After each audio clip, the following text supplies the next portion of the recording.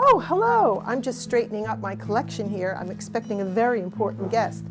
But welcome to the collection of history, mystery, and wonder. I'm Madame Curious, and this is my collection. And I'm expecting a very famous paleontologist. Her name is Mary Anning, and here's a portrait of her over here. And I will be talking to her about some of the fossils that I bought from her this past year. So I'm expecting her almost any moment now. Mary! Oh, Mary, it's so good to see you. Curious. Oh, it's been an age since we've has, talked. Yes, it has. Come in and take a look at my collection. Oh, Madam Curious, what a collection. They're everywhere. Oh my goodness, I am so impressed. And I have a portrait of you right here on my wall. Oh, a portrait of me? Yes. Oh my goodness. Oh, they do make me look rather lovely, don't they? You are lovely, my dear. Oh my goodness, and the cliffs of Lyme, Regis. It is very interesting. Most collectors stay on the shore.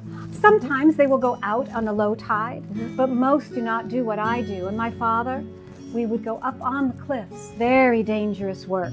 There were avalanches all of the time. In fact, not too long ago, I lost my poor dog, Trey. Oh. One day we were up on the cliffs, and he was always my constant companion by my side in everything I did. And I heard the sound, and I knew exactly what it was at the time, but he was too far away, and I couldn't reach him, and the next thing I knew, he was down at the bottom on the shore, and he was gone. But I still go up there. Of course, my mother hates that I go up there. She is always so nervous that I will not come back. But I know what I'm doing, and I'm very careful, and some of the best finds are up on the cliffs. You can't find what I find down on the shore. You have to go among the rocks.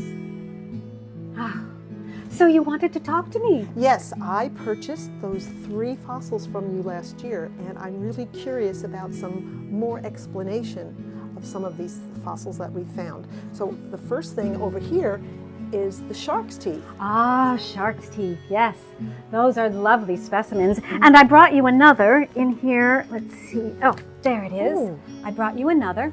How beautiful. Sharks, this is the shark jaw, and they have very sharp teeth.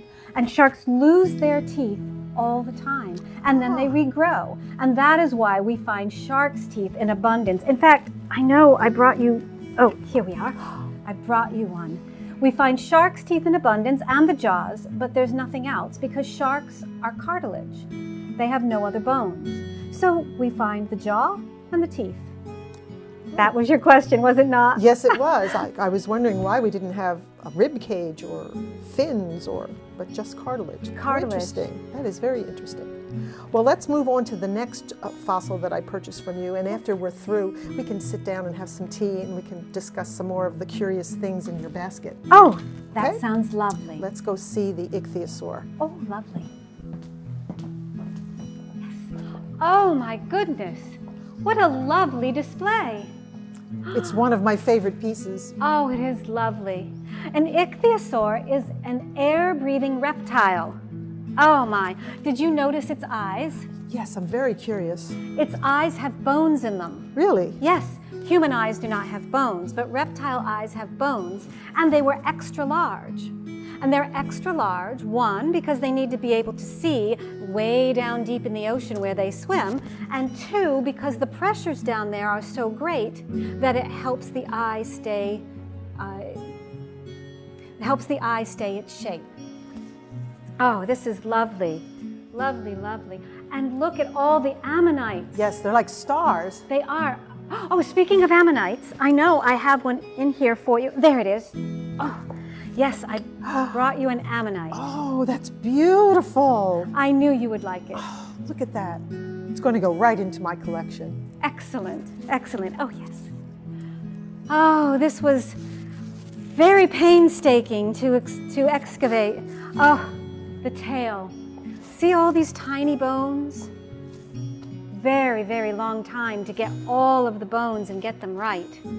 Oh my, but they were important because this is what helped the creature swim, was the strength of the tail. Do you know what you have that many don't? No. You have stomach contents. Really? Yes, you do. More than likely, ammonites and belemnites, I'm sure. Okay. I'm sure. Do you know belemnites? Locally we call them thunderbolts because of their shape, but they are belemnites. Oh, what a lovely display. Let me step back and take a better look. What a lovely specimen of a pterosaur, or I should say a pterodactyl. Do you realize that most people expect pterodactyls to be huge creatures, but they're really very, very small. They're usually 6 to 10 inches in length in their body. But this one is unusual because its jaw is up here at the top. See, the jaw is open and the teeth, and then its neck is bent over. Well, if you straightened it out, then you'd see the head is over here and the neck and then its body. That's what makes this one unusual, is it makes it look so very compact, but it's not. Down here, you see that's the arm and the wing. So at the very bottom of this V are 3 little fingers. And the 4th finger is that very long appendage that's going back up towards the body. And that's its pinky, and that's what controlled the wing. Very, very curious. Oh, Madam Curious, what a lovely collection of sea specimens. Yes, we have everything here. We have trilobites, we have crinoids. It's really a wonderful collection. Oh, it reminds me of one of my most famous finds, the Plesiosaur. Yes, the Plesiosaur, that creature with that enormously long neck. Well, scientist George Cuvier, if you recall, he did not believe it could possibly be real because of the length of its neck. He, in fact, thought that I put 2 creatures together and made it seem as though it was one creature. He outright accused me of being a fraud. Well, I am not a fraud. What I find is what I find. He took 2 of the bones and pointed them out specifically and said, there's no way these 2 bones could go together. Well, after he looked at my drawings and after he spoke with other scientists in the field, he realized that he was wrong and that the Plesiosaur is real.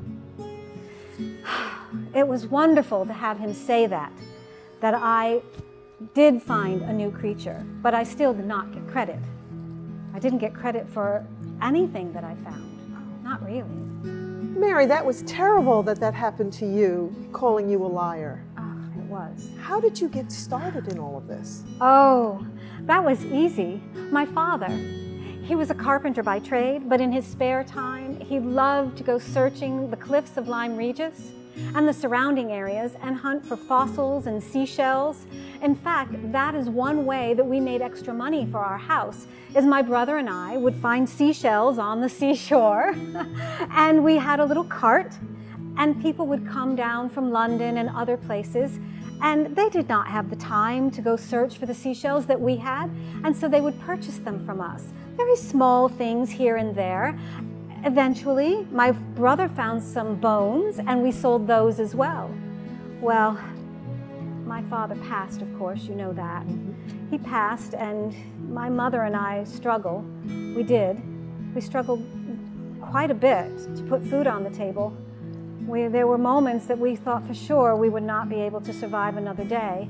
But one of our patrons, one of the gentlemen who would buy things from us all of the time, Lieutenant Colonel Birch, you know Lieutenant Colonel Birch? I know him. He was so generous. He sold his entire collection of the things that he had bought from me. He sold them and gave us the proceeds. My mother and I, we did not have to worry about food on our table for a long, long time. And it was so generous of him. And now, given my contributions to paleontology and geology, the Geological Society of London is granting me an annuity so that I will continue to be able to do my work and not worry about money, not worry about how I'm going to feed my mother, myself.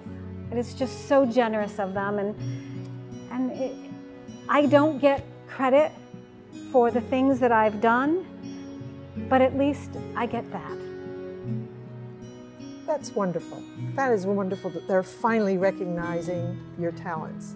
Well, Mary, let's go. Let's go and have our tea. Yes. And then I can look at some of the curiosities in your basket and maybe purchase some more. Oh.